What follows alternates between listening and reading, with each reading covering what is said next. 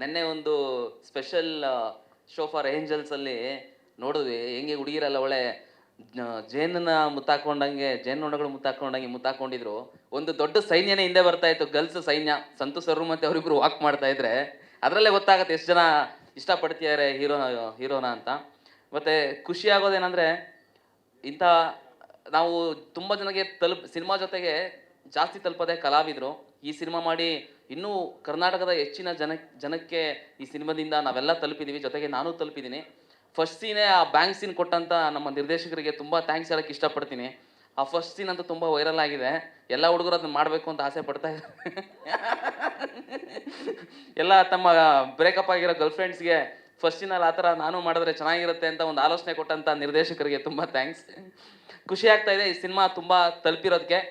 ಇನ್ನೂ ಹೆಚ್ಚು ಅವಕಾಶಗಳು ಈ ಸಿನಿಮಾದಿಂದ ಖಂಡಿತ ಬಂದೇ ಬರುತ್ತೆ ಅನ್ನೋ ಭರವಸೆಲಿದ್ದೀನಿ. ಎಲ್ಲರಿಗೂ, ನಮ್ಮ ಪ್ರಶಾಂತ್ ಕಲ್ಲೂರ್ ಸರ್ಗೆ, ಸಂತು ಸರ್ಗೆ, ಹರೀಶ್ ರೆಡ್ಡಿ ಸರ್ಗೆ, ರವಿ ಸರ್ಗೆ, ಗುರು ಸರ್ಗೆ, ಇಡೀ ತಂಡಕ್ಕೆ, ಮತ್ತು ತೆರೆ ಹಿಂದೆನೂ ಎಷ್ಟೋ ಜನ ಸರ್ ಹೇಳಿದ್ರು, ಗಣಿ ಸರ್ ಅವ್ರ ಟೀಮು ಪ್ರತಿ ಥಿಯೇಟ್ರಿಗೆ ಹೋಗಿ ರಿಯಾಕ್ಷನ್ಸ್ನ ಕ್ಯಾಪ್ಚರ್ ಮಾಡಿ, ಆ ರಿಯಾಕ್ಷನ್ಸ್ಗೆ ಎಷ್ಟೋ ಜನ ಬರ್ತಾ ಇರೋದು. ಅಂದರೆ ರಿವ್ಯೂಸ್ ಚೆನ್ನಾಗಿದೆ. ಸರ್ ನಿಮ್ಗೆ ಹೇಗೆ ರೀಚ್ ಆಯಿತು, ಸಿನಿಮಾಗೆ ಬರೋಕ್ಕೆ ಏನು ಕಾರಣ ಅಂತ ಕೇಳಿದಾಗ, ಸರ್ ರಿವ್ಯೂಸ್ ನೋಡ್ತೀವಿ, ರಿವ್ಯೂಸಿಂದ ಯೂಟ್ಯೂಬ್ಗೆ ಹೋಗ್ಬಿಟ್ಟು ಟ್ರೇಲರ್ ನೋಡ್ತೀವಿ, ಟ್ರೇಲರ್ ನೋಡಿದಾಗ ವಾವ್ ಅನಿಸುತ್ತೆ, ಸೊ ಬರ್ತಾ ಇದ್ದೀವಿ ಅಂತ. ಸೊ ಎಲ್ಲರಿಂದನೂ ಈ ಸಿನಿಮಾ ಎಲ್ಲರಿಗೂ ತಲುಪಿದೆ, ತುಂಬ ಚೆನ್ನಾಗಿ ಹೋಗ್ತಾ ಇದೆ.